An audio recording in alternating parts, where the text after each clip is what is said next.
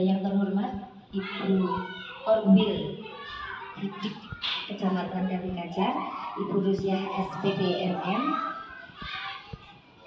yang saya hormati Bapak Ibu Guru SD Negeri 1 Simbang.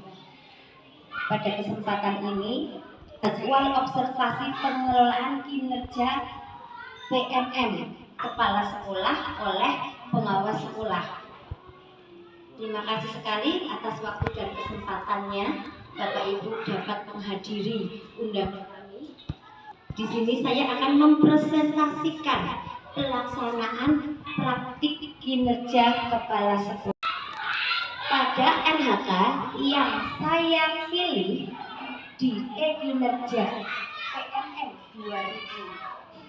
2024, indikator praktik kinerjanya adalah memandu perencanaan pembelajaran.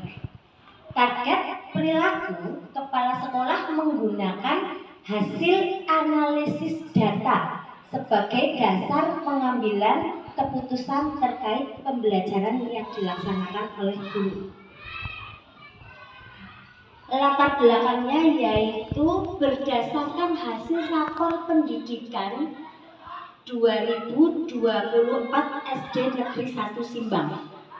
Dari rapor pendidikan yang kita miliki sekarang, ada satu yang masih memiliki nilai berwarna kuning.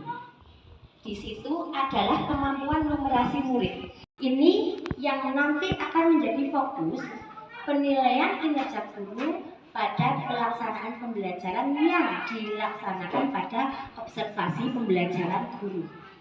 Peningkatan kualitas kepemimpinan dan layanan pembelajaran yang berpusat pada peserta didik, diperlukan transformasi pengelolaan kinerja guru dan kepala sekolah untuk pencapaian tujuan dan sasaran kinerja pada satuan pendidikan.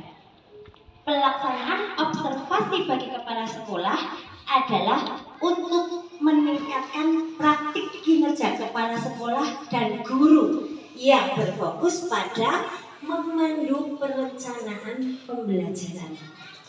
Pelaksanaan tugas dalam memandu perencanaan pembelajaran bertujuan untuk yang pertama adalah mengembangkan pembelajaran yang berpusat pada peserta didik. Yang kedua, mewujudkan lingkungan belajar yang aman, nyaman, dan inklusif. Yang ketiga, membangun budaya refleksi dalam pengembangan warga satuan pendidikan dan pengelolaan program satuan pendidikan. Dan yang terakhir adalah meningkatkan kualitas proses dan hasil belajar peserta didik. Tujuan observasi kepala sekolah adalah untuk meningkatkan kualitas kepemimpinan dan layanan pembelajaran yang berpusat pada peserta didik. Diperlukan transformasi pengelolaan kinerja guru dan kepala sekolah SD Negeri 1 Simbang. Penjelasan indikator dan fokus perilaku dari RHK yang saya pilih adalah indikator keberhasilannya, yaitu tingkat upaya melakukan persiapan observasi kelas, pelaksanaan observasi kelas, diskusi tindak lanjut, dan refleksi tindak lanjut untuk meningkatkan kualitas pembelajaran yang berpusat pada peserta didik. Target perilaku yang pertama, kepala sekolah memandu diskusi persiapan observasi kinerja guru secara terbuka dan realistis dengan peningkatan kinerja. Yang kedua, kepala sekolah melakukan observasi kinerja guru secara efektif dengan menetapkan ranking berdasarkan bukti perilaku. Yang ketiga, kepala sekolah memandu diskusi dan refleksi tindak lanjut secara terbuka, realistis dengan peningkatan kinerja.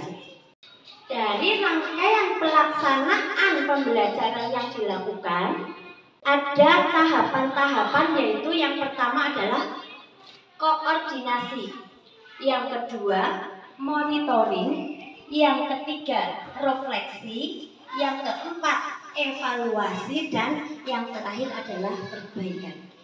Pada tahapan koordinasi, kepala sekolah dan guru menentukan jadwal observasi pembelajaran guru.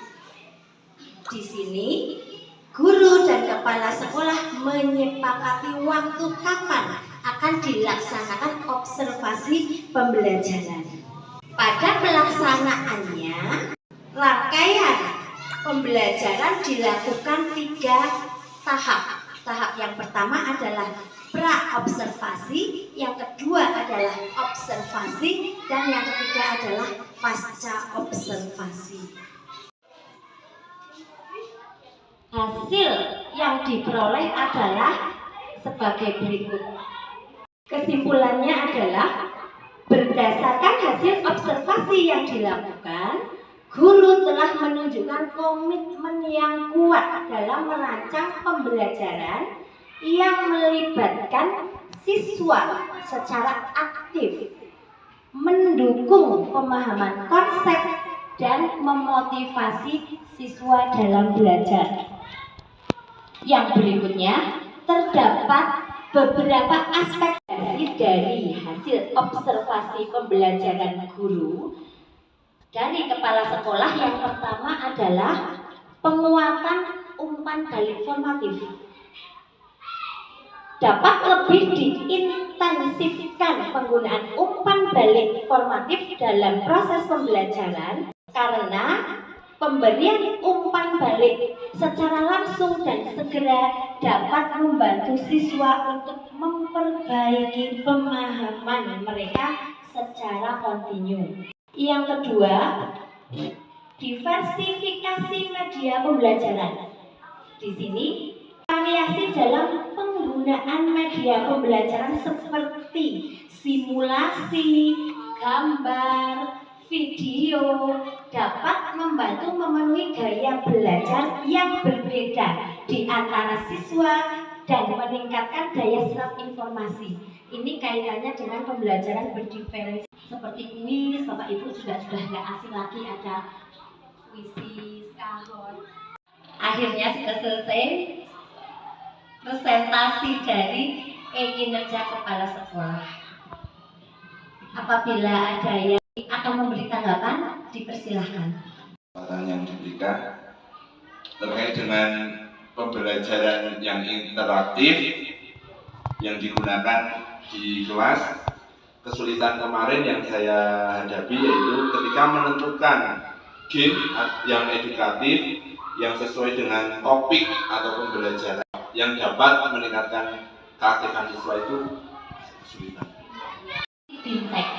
Nah, ada contoh-contoh game edukasi yang bisa diterapkan pada saat Pak Hendro memberikan pembelajaran kepada murid. Cuma ada game yang pada saat diterapkan tidak sesuai dengan materi atau topik pada saat itu.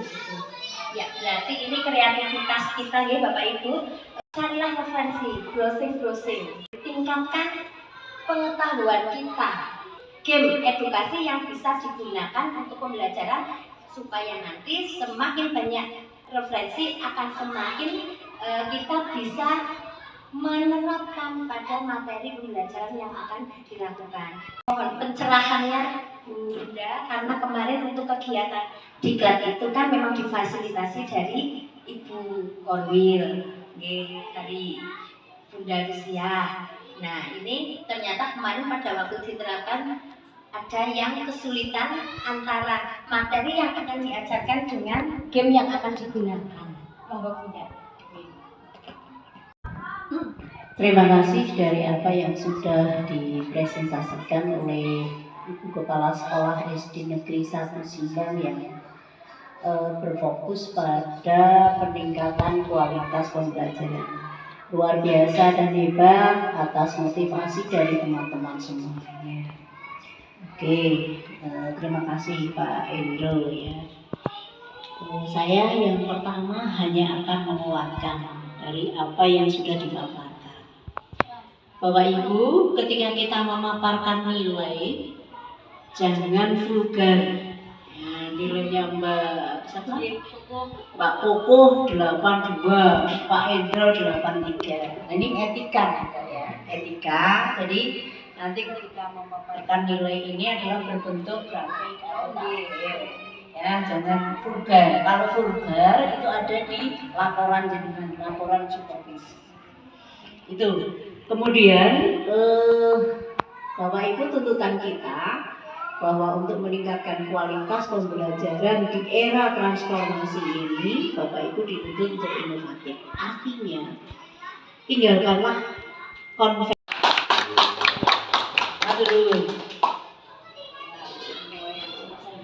Terima kasih atas masukannya dari Bu Rusia, sangat luar biasa sekali, akan semakin memotivasi dan membangun kita dalam melakukan kinerja.